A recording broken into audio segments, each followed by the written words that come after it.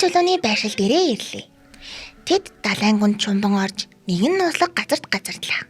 Тэнд шидэд чулууг бүхнийг залгиж чаддаг аимшигт мангас наарл эзэмшиж байв. Болцгор найзууд чулууг наарлаас хэрхэн авах талаар шинэ 3 найзтайгаа ярилцаж төлөвлөгөө боловсруулна. Ингээд тэд нэг нэгээрээ ээлжлэн дайрч унтаж буй наарлыг сэрээж тулгаан эхэлнэ. Зүгтаараа миний дүү. Тулааны юугаар шидэд чулуу өнгөрсөөр юуныгийн өмнө ирнэ. Юуны чулуунд хүрэх тэр мөчөд түүний хоёр дахь хүч сэрж найзууд хамтдаа наарал руу дайрснаар тэд ялалт байгуулав. Найзууд ялалт байгуулснаа дурсаж хамтдаа зураг дарууллаа. Юуны найзуудаагаа ахуулсан зураг харсаар болцгор найзууд дараагийн чулууны байшил дээр газардахад нэгэн мэрхэн тэднийг ухтан авч тэдний хайж буй мэлхий хадыг зааж өгнө.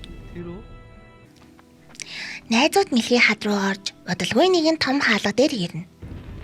Хаалга аажмаар нэгдэж найзууд тогтош ороход асар том голем гарч ирэн тэдэн лүү дайрлаа.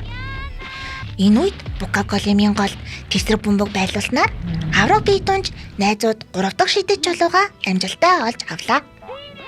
Чулууг хүлэгтэй байлуулахад дараагийн чулууны байшил сувдан харал дээр заагдав. Гэвч энэ үед хорон санаатан өөрийн туслахтаа болцгор найзуудыг мөрдөх тушаалагч туслах нь тэдний хөлөгт нууцаар оржээ. Удалгүй найзууд сувдан харал дээр газардахад холоос нэг зүйл тод гялалзаж харагдана. Очоод үзэхэд эргүүлэг хэлбэртэй хадны сэлбэр байв. Найзуудаа энэ цагирган ингээ иргэдэм биш. Ингээд эргүүлэг агуулгачих юм болов? Тэд учрыг нь олж чадалгүй гайхаж байлаа. Букагийн өвөгийн өгсөн тэмдэглэлийн ном дээр гэрэлт зох бууж ном аажмаар гэрэлтэж эхэллээ. Ингэснээр хадны сэлбэрийн нууц зураглал тайлагдав. Бука зургийн дагуу сэлбэрийг эрүүлж тайруулахад шидэд тусан портал нэгдэж найзууд дотогш оров. Тэдний араач мөн хорон санаатны туслах нууцаар даган оржээ. Найзууд сувдан харал дээр хурж ирэхэд тэднийг Букагийн өвөө ухтан авлаа. Бука гайхаж өвөөгөөсөө юу болоод байгааг асуухад өвөө бүхнийг тайлбарлаж өгнө. Тэр нэг өдөр бид археологийн том ололт хийж дэлхийн маш хуучны олдууруудыг эхнээс нь газар доороос цэвэрлэн татж гаргаж байсан юм. Яг тэр мөчөд миний цэвэрлж байсан ган цэвэрт гүнж гимээр хэлбэртэй хөшөө гартаа эрдэнэсийн чулуу атгсан байлаа. Би чулууг цэвэрлээс салгаж авсан юм л та. Гартаа атгах тэр мөчөд надад ганц эвэртүүд, хоёр эвэртэнгүүд бие биетэйгээ тулалдаж дайн дэгдсэн байдал харагдсан юм. Би ийм зүйл харсан талаараа хүнд ч хэлээгүй. Өөрөө чулууг илүү сайн судалж, сая харсан зүйл юу болох талаар хариулт авахын тулд чулууг өөртөө хадгалж нуусан юм. Түүнээс хойш миний зүудэнд нойрыг их гариг, сувдан арал, 4 чулуу, солонгийн хүчний талаар нэг дуу хоолой надад тайлбарлаж харуулж өгсөн. Ингээд өвөө болцгор найзуудыг сувдан арлын хүч рүү орох хаалга руу дагуулan явна. Гэвч гинт манан татаж орчин бүрхэг болж найзууд нэг нэгнээсээ холтон төөрөв.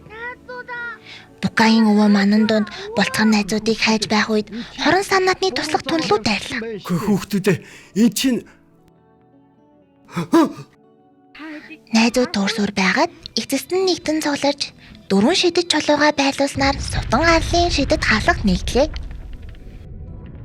4 чулуу нэгдэн шидэд зүйлт болж хувирав. Юуны зүйлтийг авч болцгор найзуудтайгаа хамт шидэд хаалгаар орлоо. Гэтэл яг тэр үед манан дундаас Букагийн өвөөгийн хөшөө гарч ирнэ. Ингэснээр болцгор найзуудтай хамт явж байсан өвөө үнэндээ хорон санаатны туслахын дүр хувиралт байсан нь ил болж таарав.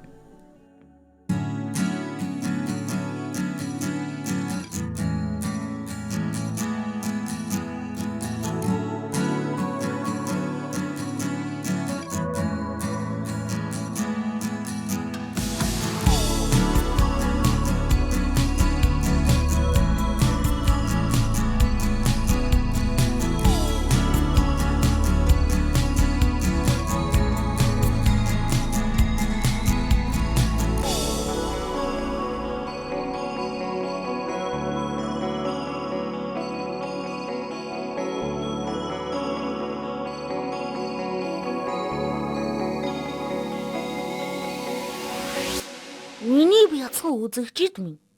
Лайк болон сабад арчиж илүү олон анги үзэн шүү дээ. Би та нарыг хараалаа шүү.